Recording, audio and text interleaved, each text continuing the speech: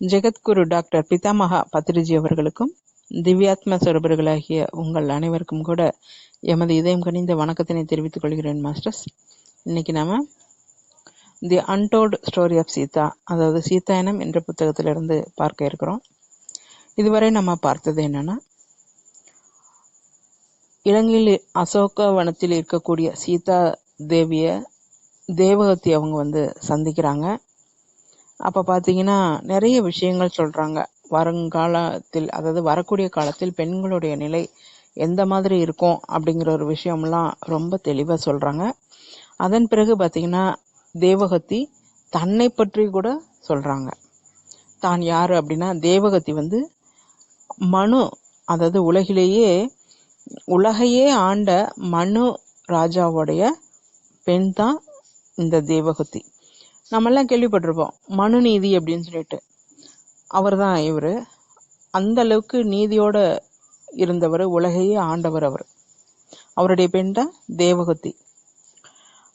தேவகத்தியோட விவாக வயது வந்ததுக்கு அப்புறம் பார்த்தீங்கன்னா, அந்த தனது பெண்ணிற்கு சரியான வரன் தேடணும் அப்படின்னு சொல்லிட்டு தேடினாராமா. உலகம் முழுவதும் தேடினாராம். ஏன்னா இந்த காலம் மாதிரி இல்லை. அந்த காலத்துல எல்லாம் பெண்களுக்கு வரன் பார்க்கறது அப்படிங்கிறது அவர்களுடைய சொத்தை பற்றி பார்க்க மாட்டாங்க. அவர்களுடைய ஆன்மீக சாதனை எந்த அளவுக்கு இருக்கு, அது மட்டும் இல்லாமல் அவர்களுடைய விவேகம் எந்த அளவுக்கு இருக்கு, அவர்களுடைய சேவை எப்படி இருக்கு, இதை பார்த்து தான் அவங்களுக்கு பெண் கொடுப்பாங்க.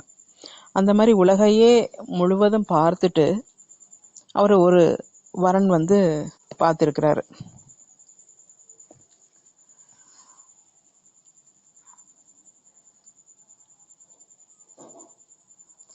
அதாவது உலகத்திற்கு மதிப்பு அந்த காலத்தில் அப்படின்னா ஸ்ரீ தத்துவம்.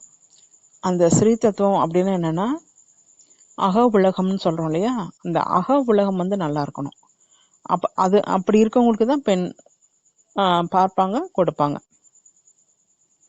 பாத்தீங்கன்னா மகள் தேவகத்திக்கு அந்த மாதிரியான மகன், அந்த மாதிரியான வரன், அதாவது பார்க்கும்போது கத்தம முனி, அவர் பேரு கத்தம முனி, ஒரு மிகப்பெரிய யோகி, மகாதவசி, அவரை தேர்ந்தெடுத்திருக்கிறாரு.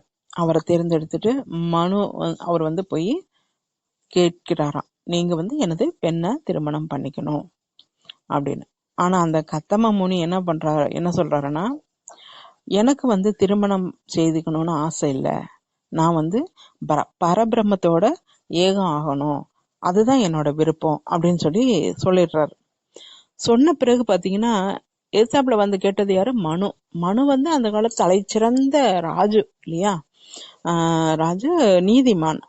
இது அவருக்காக மனுவே நம்ம கிட்ட கேட்டிருக்காங்களே அப்படின்னு சொல்லிட்டு அவருக்காக தான் திருமணம் பண்ணிக்கிறேன் அப்படின்னு ஒத்துக்கிறாரு. உங்க பெண்ணை நான் திருமணம் பண்ணிக்கிறேன், சம்மதிக்கிறாரு. அப்ப ஆனா அதுக்கு ஒரு கண்டிஷனும் போடுறாரு. என்னன்னா, உங்களது மகளை திருமணம் பண்ணிக்கணும்னா உங்கள் மகளுக்கு குழந்தை பாக்கியம் கிடைத்த உடனே நான் மீண்டும் என்னுடைய தவ வாழ்க்கைய மேற்கொண்டுடுவேன் அப்படின்னு சொல்றாரு. அதாவது உங்களுடைய பெண்ணுக்கு குழந்தை பாக்கியம் கிடைச்சதுக்கு அப்புறம் நான் அவங்களோட இருக்க மாட்டேன், நான் என்னுடைய தவ வாழ்க்கைக்கு வந்துடுவேன் அப்படின்னு சொல்றாரு. உடனே தேவகத்தியும் மனுவும் சரி அப்படின்னு ஏற்றுக்கிறாங்க. பின் திருமணம் ஆயிடுது. திருமணம் முடிந்தோடனே அவர்களுக்கு 9 பெண் குழந்தைகள் பிறக்கிறார்களாம். ஒருவர் இல்லை, இருவர் இல்லை, 9 பெண் குழந்தைகள். அவங்க பேரு பார்த்தீங்கன்னா கலா, அனுசுயா, ஸ்ரத்தா, அவிர்பு, கீதா, கிரியா, கியாதி, அருந்ததி, சாந்தி. இந்த மாதிரி 9 பெண் குழந்தைகள். இந்த 9 பேரும் கூட ஒவ்வொருவரும் கூட ஒவ்வொரு ரீதியில அவர்களின் ஆன்மீக சாதனை, அதாவது ஒவ்வொருத்தரும் ஒவ்வொரு விதத்துல ஆன்மீக சாதனைகள் பிரசித்தி பெற்றவர்களாமா. சாதாரண தவசிகள் எல்லாம் கிடையாது, மகா தவசிகள். ஒவ்வொருவரும் கூட ஒவ்வொரு சிருஷ்டியையே சிருஷ்டிக்க கூடியவர்கள். அதெல்லாம் எப்போ அப்படின்னா, சத்திய யுகத்துல ஸ்ரீ தத்துவம் அந்த அளவுக்கு சக்தி மிக்கதா இருந்துச்சாமா. அந்த காலத்துல சத்தியுகம் அந்த அளவுக்கு பவர்ஃபுல்லா இருந்திருக்கு. ஒரு சிருஷ்டியே, ஒரு நட்சத்திரத்தையே, ஒரு கிரகத்தையே சிருஷ்டிக்கக்கூடிய சக்தி வாய்ந்தவர்களா திகழ்ந்திருக்கிறாங்க அந்த காலத்துல, சத்திய யுகத்துல. பிறகு பாத்தீங்கன்னா தனக்கு கடைசியில 9 பெண் குழந்தைகளுக்கு பிறகு அவங்களுக்கு ஒரு மகன் பிறகுறாரு. அவர் யாருன்னா மகாரிஷி கபிலன். அவர் பேரு கபிலன். கபில மகரிஷிய சாதாரண அவதாரம் அப்படின்னு சொல்ல மாட்டாங்க. கபிலன் ஒரு நாராயணனுடைய அவதாரம் அப்படின்னு தான் எல்லாருமே நினைப்பாங்களாமா. எப்போ அதன் பிறகு பாத்தீங்கன்னா நாராயணனே இந்த பூமியில பிறந்திருக்கிறாரு அப்படிங்கும்போது அந்த மகாலட்சுமி நாராயணி அவர் என்ன பண்ணுவாங்க, நாராயணன் இங்க இருக்கும்போது அந்த நாராயணியும் வந்துருவாங்களாமா. அந்த ஏன்னா அவர் எங்க இருக்கிறாங்க, நாராயணன் எங்க இருக்கிறாங்களோ அங்கதானே நாராயணி இருப்பாங்க. அதனால இந்த பூவுலகிற்கு நாராயணியும் வந்திருப்பாங்க அப்படின்னு சொல்றாங்க. இந்த கத்தம முனி பாத்தீங்கன்னா அவரு தனது காலம் முடிந்த பிறகு, அதாவது அவங்க காலம் அப்படின்னா 1 வருஷம் 2 வருஷம் 50 வருஷம் 100 வருஷம் கிடையாது, 1000 ஆண்டுகள் சத்தியயுகத்துல வாழ்ந்தவர்களின் காலம் பாத்தீங்கன்னா ஆயிரக்கணக்கான வருஷங்கள் தான் வாழ்ந்திருக்காங்க. அந்த மாதிரி கத்தம முனி தனது வாழ்நாள் எல்லாம் முடித்து அவர் இந்த பூ உலக விட்டு போகும்போது போயிட்டாரு. அப்ப பாத்தீங்கன்னா தேவகத்திக்கு ரொம்ப வருத்தம். ஏன்னா என்னதான் அவங்க யோகி, என்னதான் அவங்க தலை சிறந்து மிக சக்தி வாய்ந்த மக தபஸ்வியா இருந்தாலும் கூட அத்தனை ஆண்டுகள் பல்லாயிரக்கணக்கான வருஷம் அவங்க கூட இருந்தவங்க தன்னை விட்டு போகும்போது அவங்களுக்கு ஒரு துன்பம் ஏற்படுகிறது. அவங்க கலக்கம் அடைகிறாங்க. அந்த சமயத்துல பாத்தீங்கன்னா இந்த மகாலட்சுமி அவங்களுக்கு ரொம்ப உதவியா இருக்கிறாங்க. அது மட்டும் இல்லாம அவங்களுடைய தேவகத்துடைய பிள்ளைகள் இருக்காங்க இல்லையா, இந்த 9 குழந்தைகள், இந்த கபிலன் எல்லாத்தையும் 10 பேர்த்தையும் இந்த மகாலட்சுமி தான் பாத்துக்கிறாங்களாம். அதாவது இந்த 10 பேரையும் அவர்களுக்கு உண்டான ஆன்மீக ஞானம் முழுவதும் கூட இந்த மகாலட்சுமி தான் அருகில் இருந்து கற்றுத்தருகிறார்களாமா. அவர்கள் எல்லாத்துக்கும் கூட திருமணம் பண்ணி வைக்கிறாரு. திருமணத்திற்கு தேவையான உதவியும் செய்து வைக்கிறாரு. அதுல பாத்தீங்கன்னா இந்த 9 பேர் பெண் குழந்தைகள் இல்லையா, அந்த 9 பேர் பெண்ல கியாதி அப்படிங்கிறவங்க 7வது பெண்ணா பிறந்திருப்பாங்க. அவங்கள பற்றி அந்த தேவகத்தி சொல்லிட்டு இருக்காங்க சீதா மாதா கிட்ட. இதெல்லாம் தேவகத்தி சீதா மாதா கிட்ட சொல்றாங்க. இந்த தேவகத்தி பாத்தீங்கன்னா மிகவும் கருணைமயமானவர். ஆன்மீக சாதனை பாத்தீங்கன்னா அவரு மிகவும் கருணைமயமானவர். அது மட்டும் இல்லாம ஆன்மீக சாதனை மிகவும் அற்புதமாக செய்து பிரகாசவந்தமான இருப்பாங்களாம். அந்த கியாதி ரொம்ப பிரகாசமா இருப்பாங்களாமா. ஆகையினால மகாலட்சுமிக்கு ரொம்ப பிடிக்குமா அவங்கள, அந்த கியாதி அவங்கள. அவங்களுடைய திருமண வயது வந்தோடனே அவருக்கு யாருன்னா பிருகு முனிவரை திருமணம் பண்ணி வைப்பாங்களாம். அந்த கியாதிக்கு பிருகு முனிவரை திருமணம் பண்ணி வைப்பாங்க. அவர்கள் அடிக்கடி பாத்தீங்கன்னா பிருகு முனிவர் அடிக்கடி பிருகு முனிவரும் இந்த கியாதி அம்மாவும் அடிக்கடி எங்க போவாங்கன்னா வைகுண்டத்துக்கு போவாங்களாம். அங்க போயிட்டு அங்க எல்லாம் சேவையெல்லாம் பண்ணிட்டு வருவாங்க, அடிக்கடி போவாங்க. அந்த வைகுண்டத்துல இருக்கும் அந்த ஞானம் கொஞ்சமாவது இந்த பூலோகத்துக்கு பூமண்டலத்துக்கு வேணும் அப்படின்னு சொல்லிட்டு அவருக்கு ஒரு கோரிக்கை பிருகு முனிவருக்கு. இந்த வைகுண்டம் எப்பவுமே ரொம்ப ஆனந்தகரமா இருக்கு இல்லையா, இந்த மாதிரியா நம்ம பூமண்டலம் கூட இருக்கணும் அப்படிங்கிற கோரிக்கை பிருகு முனிவருக்கு. அதனால மகாலட்சுமியுடன் அமர்ந்து பேசும்போதெல்லாம் பாத்தீங்கன்னா அவர் ரொம்ப ரசிப்பாராம் அந்த மகாலட்சுமிய. அவருடைய அழகு, மகாலட்சுமியினுடைய அழகு, அற்புதமான ஞானம், விவேகம், இது எல்லாம் அவருக்கு ரொம்ப பிடிச்சு போயிடுமா. அப்போ அவர்கள்ட்ட வேண்டுவாராமா, தாயே நீ எங்களுக்கு குழந்தையா பிறக்கணும் அப்படின்னு சொல்லிட்டு பிருகுமுனிவரும் கியாதி அம்மாவும் அந்த மகாலட்சுமியிடம் வேண்டிப்பாங்களாம்.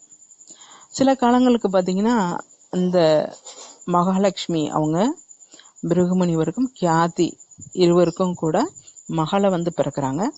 அவங்களுடைய பேர் என்னன்னா பார்கவி. இந்த பார்கவி பாத்தீங்கன்னா ரொம்ப அழகா விவேகம் நிறைந்தவரா இருப்பாங்க. அந்த பிருகுமுனிவருக்கு என்னத்துக்காக வந்து மகாலட்சுமி அந்த பூமிக்கு வேணும் அப்படின்னு சொல்லி கேட்டாருன்னா, வைகுண்டத்தில் இருக்கக்கூடிய அந்த ஆனந்தம், அந்த பிரசாந்தம், அங்க இருக்கக்கூடிய ஞானம், இதெல்லாம் தானே பூமண்டலத்துக்கு வேணும்னு சொல்லிட்டு தானே அந்த மகாலட்சுமி வேணும்னு சொல்லி நினைத்தாரு. அதனால பார்கவியா பிறந்த மகாலட்சுமி இந்த பூமண்டலத்துக்கு தேவையான ஞானம், அதாவது பாத்தீங்கன்னா அவங்க என்ன கொடுத்திருக்காங்கன்னா, ஜோதிட சாஸ்திரம், நட்சத்திர சாஸ்திரம், கிரக சாஸ்திரம், இதெல்லாம் யாரு இயற்றினது எழுதுனது அப்படின்னு சொல்லி பாத்தீங்கன்னா இந்த பார்கவி அவங்கதான். இந்த ஜோதிட சாஸ்திரமா இருக்கட்டும், நட்சத்திர சாஸ்திரமா இருக்கட்டும், கிரக பலன்கள், கிரக சாஸ்திரம், இதெல்லாமே கூட இந்த பூமண்டலத்துக்கு முதல்ல கொண்டு வந்தது, எழுதி வைத்தது யாரு அப்படின்னா பார்கவி. பிறகு பாத்தீங்கன்னா மகரிஷிக்கு மற்றொரு மனைவி கூட இருக்கிறாங்க. முதல் மனைவி கியாதி, இன்னொரு மனைவி இருக்கிறாங்க. அவங்க பேர் என்னன்னா உசானா. இந்த உசானா யார் அப்படின்னா இவங்க வந்து ஒரு அசுர பெண். இந்த உசானாவுக்கும் பிருகுமுனிவருக்கும் பிறந்த குழந்தை யார் அப்படின்னா சுக்ராச்சாரியர்.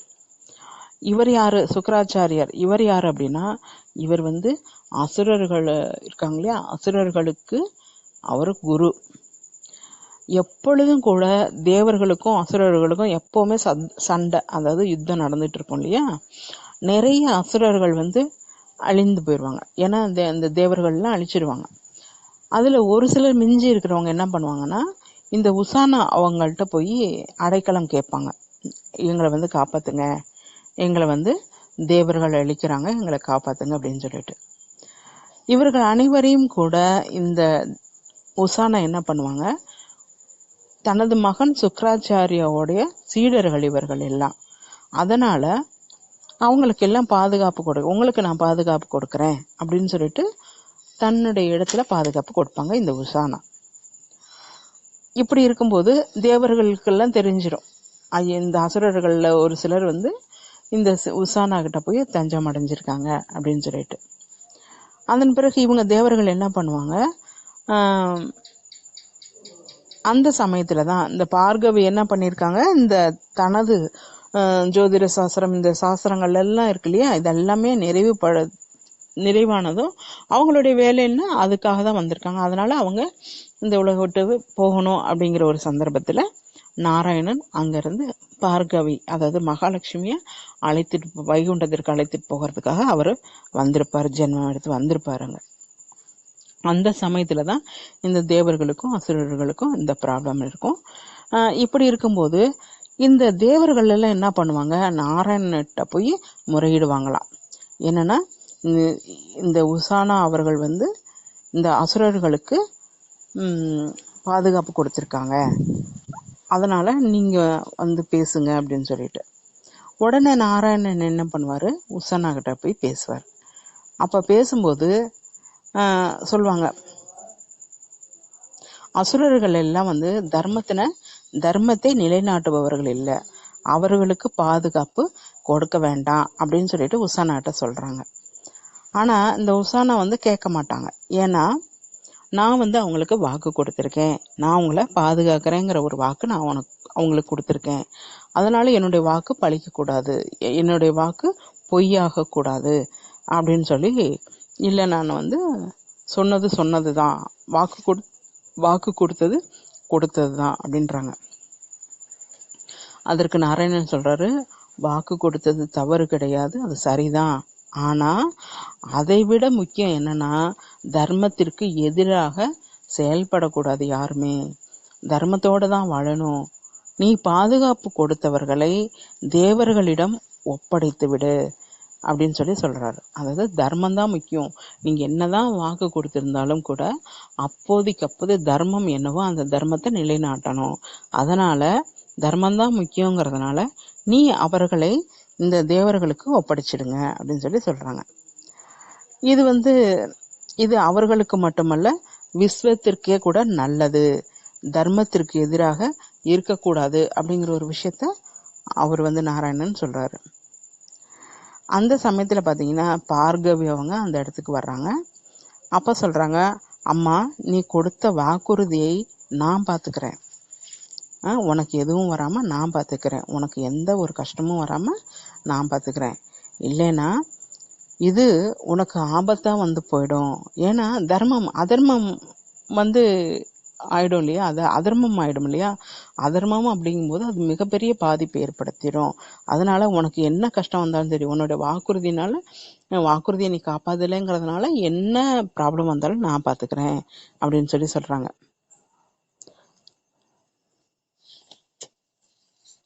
அது மட்டும் இல்லாம இந்த அசுரர்கள் அநியாயமா நிறைய பேத்த தேவர்களை கொன்னுட்டாங்க, அவர்களை வந்து விட்டுடுங்க அப்படின்னு சொல்லி பார்கவியும் கேக்குறாங்க. ஆனா அந்த உசானாவிற்கு தனது தவறை வந்து அவங்க தெரிஞ்சுக்கிறாங்க. தான் பண்ணது தப்பு தான் அப்படிங்கிற ஒரு விஷயம் தெரிஞ்சுக்கிறாங்க. ஆனாலும் கூட நாராயணன்ட்ட என்ன சொல்றாங்கன்னா, எனது ஆயுள் காலம் அவ்வளவுதான் முடிஞ்சிருச்சு, அவ்வளவுதான், எனக்கு ஆயுள் முடிஞ்சிருச்சு. எனது வாக்கு மற்றும் தர்மத்தை நான் நிலைநாட்டணும், என்னுடைய வாக்கையும் நான் காப்பாற்றணும், தர்மத்தையும் நான் நிலைநாட்டணும். அதே சமயத்துல எனக்கு ஆயுட்காலமும் முடிஞ்சிருச்சு.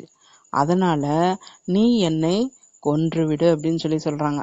நீ என்ன அழிச்சிரு, என்னை கொன்னுரு, நான் அதுக்கு சம்மதிக்கிறேன் அப்படின்றாங்க.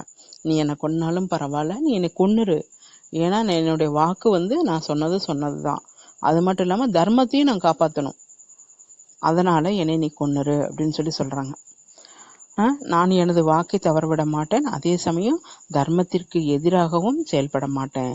நாராயணன் வந்து உசானாவிற்கு முக்தியை கொடுக்கிறாராமா. அப்ப முக்தியை கொடுக்கிறாருன்னா என்ன, அங்க அவங்கள வதம் பண்ணிடுறாரு, அழிச்சிடுறாரு.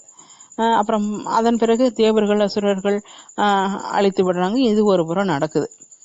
எப்போ இந்த உசானா இறந்து போறாங்களோ, அவங்க வந்து பிராணன் எப்போ விடுறாங்களோ உடனே அது வந்து பிரகுமுனிவர் வேற ஒரு இடத்துல தவம் பண்ணிட்டு இருக்கிறார். அவருக்கு வந்து அது தெரிஞ்சிடுது. உடனே என்ன பண்றாரு, யோசிக்காம யார் என்னோட மனைவியை வந்து அழித்தது அப்படின்னு சொல்லிட்டு உடனே அவருக்கு வந்து கோபம் வந்துடுது. அந்த கோபத்தினால அவர் விவேகமெல்லாம் இழந்து உடனே சாபம் கொடுத்துட்றாரு. அவர் விவேகமெல்லாம் இல்லாம போயிடுச்சு அவருக்கு. ஏன்னா கோபம் வந்துடுச்சு. கோபம் வந்தாலே விவேகம் இல்லாம போயிடும். உடனே அவர் வந்து சாபம் கொடுத்துறாரு. யார் எனது மனைவிக்கு இந்த கதியை கொடுத்தார்களோ அவர்கள், நான் எப்படி எனது மனைவியை இழந்து வேதனை அடைகிறேனோ அந்த மாதிரி அவர்களும் வேதனை அடைய வேண்டும் அப்படின்னு சாபம் கொடுத்துறாரு. சாபம் கொடுத்த உடனே அவருடைய சாபம் யாருக்கு கொடுத்திருக்கிறாரு, நாராயணனுக்கு. நாராயணன் தானே அவருடைய மனைவி அளித்தது. ஸோ அந்த நாராயணனுக்கு அந்த சாபம் போன உடனே ஏன்னா நாராயணன் சாதாரண ஆள் கிடையாது இல்லையா, ஒரு மிகப்பெரிய அவர் வைகுண்டத்துக்கே ஒரு இது. அப்படி இருக்கும்போது அவருக்கு சாபம் அடிச்ச உடனே உலகமே வந்து கதி கலங்கி போகுமா. ஆகாசம் எல்லாம் பாத்தீங்கன்னா வெடித்து சிதறுது போல ஆயிடுமா.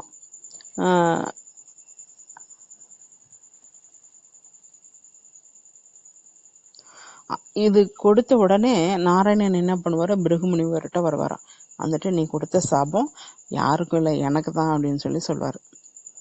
அப்போ வந்து அவருக்கு ஒரு நடுக்கம் வந்துடும். ஏன்னா ஐயோ என்னை மன்னித்து விடுங்க, நான் உங்களுக்கா சாபம் கொடுத்தேன். ஏன்னா அப்ப அந்த கோபத்துல தெரியல என்ன ஏது, எதுவுமே விவேகமே கிடையாது அவருக்கு. யார் பண்ணாங்க, எதுக்காக பண்ணாங்க, ஏன் பண்ணாங்க, எந்த ஒரு இதுவும் இல்லாம உடனே சாபம் கொடுத்துறாரு. பாத்தீங்கன்னா என்னை மன்னித்து விடுங்கள் அப்படின்னு சொல்றாரு. அதற்கு நாராயணன் சொல்றாரு, பரவாயில்ல, நீ மிகவும் உயர்ந்த மகரிஷி, நீ உன்னுடைய சாபம் வந்து வீணாக கூடாது, நான் இந்த சாபத்தை ஏற்றுக்கொள்கிறேன் அப்படின்னு சொல்றாரு. உடனே வந்து பிருகுமுனிவர் அவருடைய காலில் விழுறாரு. நீ கொடுத்த சாபம் நானும், அதாவது மகாலட்சுமியும் இருவரும், இந்த இடத்துல பார்கவி தானே அவருடைய மனைவி, நாராயணனுடைய மனைவி பார்கவியா தானே இருக்காங்க. அப்போ வந்து சொல்றாங்க, நாங்க ஏத்துக்கிறோம் அப்படின்னு சொல்லிட்டு. ஆனா இப்போ அந்த சாபத்தை நாங்க ஏத்துக்க மாட்டோம். இன்னும் வரக்கூடிய காலத்துல, இன்னும் நீண்ட காலத்திற்கு பிறகு வரக்கூடிய காலத்துல அதுவும் உலக நன்மைக்காக அந்த பிறவி இருக்கும். நாங்க 2 பேருமே அதை அன்போட ஏத்துக்கிறோம். நீ வேதனை அடையாத, உன்னுடைய சாபம் வந்து நடக்கும், அதே சமயத்துல அது உலக நன்மைக்காக நடக்கும் அப்படிங்கிற ஒரு விஷயத்த சொல்றாரு. இது இங்க நடந்துட்டு இருக்கும்போது இந்த விஷயம் கியாதிக்கு தெரிய வருது. கியாதிக்கு தெரிஞ்சோடனே அவங்க மிகவும் அவங்களும் கோபம் அடைஞ்சு உடனே பிருகுமுனிவர்கிட்ட வந்து சண்டை போடுறாங்க. நீ யாருக்கு தெரியுமா சாபம் கொடுத்துருக்குற? நாராயணனுக்கு மட்டும் இல்ல, அது நம்மளுடைய மகளுக்கும் தான், நம்மளுடைய மகளுக்கு கூட அந்த சாபம் சேரும் அப்படின்னு சொல்லி சொல்றாங்க. ஒரு தந்தை வந்து தனது மகளுக்கு செய்யக்கூடிய காரியமா இது அப்படின்னு சொல்லிட்டு ரொம்ப வேதனை அடைகிறாங்க.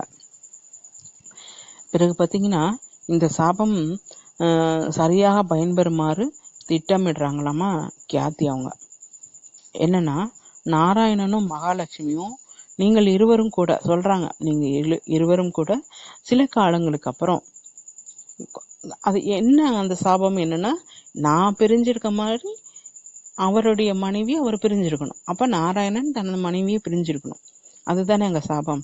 சில காலங்களுக்கு பிறகு நீங்க 2 பேரும் கொஞ்ச நாள்களுக்கு பிரிந்துருங்க அப்படின்னு சொல்லி சொல்றாங்க. அது இப்ப கிடையாது, இன்னும் கொஞ்சம் காலங்களுக்கு அப்புறம். அது வந்து அந்த சமயத்துல உலக நன்மைக்காக, உலக கல்யாணத்திற்காக அந்த பிரிவு ஏற்படும் அப்படின்னு சொல்லிட்டு சொல்றாங்க. அது சரியான சமயத்துல நாங்கள் வந்து பிறவி எடுத்து அந்த சாபத்தினை நாங்க அனுபவிக்கிறோம். நாராயணன் அந்த மாதிரி சொல்லிட்டு பார்கவி அழைச்சிட்டு அவர் வந்து போயிடுறாரு. அந்த பிருகுமுனிவரையும் கியாதி அம்மாவையும் நமஸ்காரம் பண்ணிட்டு அவங்க கிளம்பி போயிடுறாங்க வைகுண்டத்திற்கு.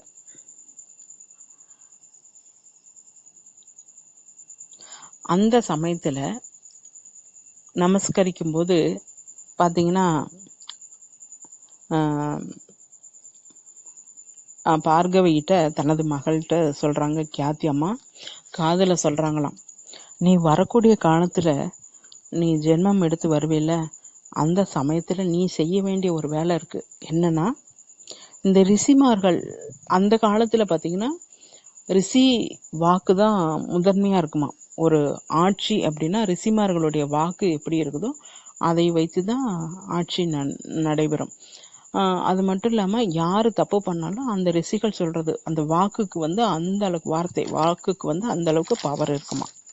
அதனால வரக்கூடிய காலத்துல ரிஷிமார்களுடைய வாக்குக்கு பவர் இல்லாம பண்ண வேண்டிய பொறுப்பு உனக்கு இருக்கு. இவங்க ரிஷிமார்கள் வந்து விவேகம் இல்லாம ஆவேசத்துல சாபம் கொடுத்துட்றாங்க அப்படின்னு சொல்லிட்டு சொல்றாங்க. கியாத்தியம்மா சொல்றாங்க, நீ வரக்கூடிய காலத்துல இன்னும் அதிகமா இதெல்லாம், இப்ப பிருகுமுனிவர் வந்து மிகப்பெரிய மகா தபஸ்வி, அவரே இந்த மாதிரி விவேகமற்று ஒரு செயல் செய்திருக்கிறாரு. அப்படிங்கும்போது இன்னும் வரக்கூடிய காலத்துல இதெல்லாம் நிறைய நடக்கும். அதனால நீ எந்த ஒரு ரிஷிமார்களுக்கும் அவர்களுடைய வாக்குக்கு பவர் இல்லாம சக்தி இல்லாம செய்ய வேண்டிய பொறுப்பு உனக்கு இருக்கு அப்படிங்கிற ஒரு விஷயம் கியாதி அம்மா பார்கவிக்கு சொல்றாங்க. அதாவது ரிஷி வாக்கின் மூலமாக தான் இந்த சமுதாயத்துல தர்மம் வந்து நிலைநாட்டப்படுமா. அந்த நிலையை வந்து மாற்றணும் நீ, இல்லைன்னா அது தவறாக போயிடும். ஏன்னா இந்த விஷயம் நம்ம ஏற்கனவே ஒரு டைம் பார்த்துருக்கோம். அதாவது மீனாட்சி சிறு வயதா இருக்கும்போது அவருடைய தந்தை முன்னோர்களுக்கு ஏதோ சாபம் இருக்கு அப்படிங்கிற ஒரு விஷயம் நம்ம ஏற்கனவே பார்த்துருக்கோம் இல்லையா. இந்த மாதிரி ஈஸியா ஒருத்தருக்கு வந்து சாபம் கொடுத்துருவாங்களாம் மாஸ்டர்ஸ். இந்த இதை வந்து மாற்றக்கூடிய பொறுப்பு உனக்கு இருக்கு அப்படிங்கிற ஒரு விஷயத்த சொல்றாங்க. இதெல்லாம் பாத்தீங்கன்னா சீதா மாதாவிற்கு தேவகதி அவங்க வந்து சொல்லிட்டு இருக்காங்க. இதெல்லாம் கடந்த காலத்துல நடந்தது. இது எந்த காலம் அப்படின்னா சத்தியயுகம். சத்தியயுகத்தின் ஆரம்ப காலகட்டமா இது. நாம சத்தியயுகத்தின் ஆரம்ப காலகட்டம் எதிலிருந்து ஆரம்பிக்குதுன்னு நம்ம ஒரு டைம் பார்த்தோம். பாத்தீங்கன்னா இந்த விஸ்வகாந்த சக்தியின் மையப்பகுதியிலிருந்து முதல்ல ஆரம்பிக்குது இல்லையா. அப்போ அந்த டைம்ல பாத்தீங்கன்னா முழுக்க அக உலகம் சம்பந்தப்பட்டு சக்திமயமாக இருந்தவர்கள் வந்து அந்த சத்தியுகத்துல இருந்தவங்க. அது வந்து பாத்தீங்கன்னா இன்னர் வேர்ல்டு. அந்த சமயத்துல தான் இந்த விஷயங்கள் எல்லாம் நடந்திருக்குது. இனி வரக்கூடிய காலம் ஸ்ரீ தத்துவத்திலிருந்து புருஷ தத்துவத்தை நோக்கி, புற உலகை நோக்கி உலகம் வந்து போயிட்டு இருக்கோம் அப்படிங்கிற ஒரு விஷயம் நம்ம பார்த்தோம் இல்லையா. அதுதான் இதெல்லாம் பேசிட்டு அதன் பிறகு பார்த்தீங்கன்னா சீதா மாதாவை தேவகத்தி அவங்க அழைத்து கொண்டு போகிறாங்க. ஆக்சுவலி இவங்க இருவரும் அந்த அசோக மரத்துக்கு அடியில் இந்த விஷயங்கள்லாம் நடக்குது. அவங்கள அழைத்து கொண்டு போகிறாங்கன்னா என்னென்னா சூக்ஷ்ம சரீரத்தோட அவங்க கூட்டிகிட்டு போகிறாங்க. எங்கே போகிறாங்கன்னு பார்த்தீங்கன்னா அயோத்திக்கு போகிறாங்க. தேவகத்தியும் சீதா மாதாவும் தனது சூக்ஷ்ம சரீரத்தின் மூலமாக அயோத்திக்கு போகிறாங்க. அயோத்தியில் சரையூ நதியில் பார்த்தீங்கன்னா அந்த இடத்துல பார்க்குறாங்க. மாதாவுக்கு ரொம்ப ஆச்சரியமாகுது. என்னன்னா அந்த சரையூ நதியில் நிறைய நூற்றுக்கணக்கான பெண்கள் தீபம் வச்சுக்கிட்டு பாடலும் பக்தி பஜனை இதெல்லாம் பண்ணிட்டு இருக்காங்க. பக்தியோட பாட்டு பாடிட்டு பஜனை பண்ணிக்கிட்டு இருக்கிறாங்க. சீதாமா ஜெய் சீதா மாதா, ஜெய் ஸ்ரீராமா, இப்படி இந்த மாதிரி அவங்க பாடிட்டு இருக்காங்க. இதெல்லாம் எதற்காக பண்றாங்க, எவ்வளவு நாளா பண்றாங்கன்னா, நீங்க எப்போ வனவாசம்னு சொல்லி நீங்க கிளம்புனீங்களோ அப்ப இருந்தே இவங்கெல்லாம் கூட இந்த அயோத்தியில இருக்கக்கூடிய பெண்கள் அனைவரும் கூட இந்த சரையூ நதியில இந்த பஜனையும் பாடல் பக்தி மயமா இருக்காங்க. எப்படியாவது எங்களுடைய ராஜா ராணி இளவரசனும் இளவரசியும் சுகமாக நலமாக இருக்கணும் அப்படின்னு எந்த ஒரு எதிர்பார்ப்பும் இல்லாம சுயநலமற்று அவங்க பக்தியில இருக்காங்க. அதனாலதான் நீ அசுர சாம்ராஜ்யத்துக்குள்ள போனாலும் கூட உன்னை அசுரர்களால எதுவும் பண்ண முடியல. உன்னை சுற்றி இருக்கக்கூடிய காந்தி வளையம் இருக்கு இல்லையா, இவர்களுடைய பக்தியின் மூலமா உனக்கு ஏற்பட்ட காந்தி வளையம், இந்த வளையம் இந்த சக்தி தான் உன்னை காப்பாத்திக்கிட்டு இருக்கு அப்படிங்கிற ஒரு விஷயம் தேவகத்தி சீதா மாதாவுக்கு சொல்றாங்க. இதை பார்த்தோன்னே சீதா மாதா நெகிழ்ந்து போறாங்க. நான் இருந்தது 1 வருடம் கூட இருக்காது இந்த அயோத்தியில, அப்படி இருந்து என் மேல இந்த மக்களுக்கு இவ்வளவு ஒரு அன்பா அப்படின்னு சொல்லிட்டு ரொம்ப ஆச்சரியப்படுறாங்க மாஸ்டர்ஸ். இன்னும் வரக்கூடிய பகுதி நாளை பார்க்கலாம். Thank you masters.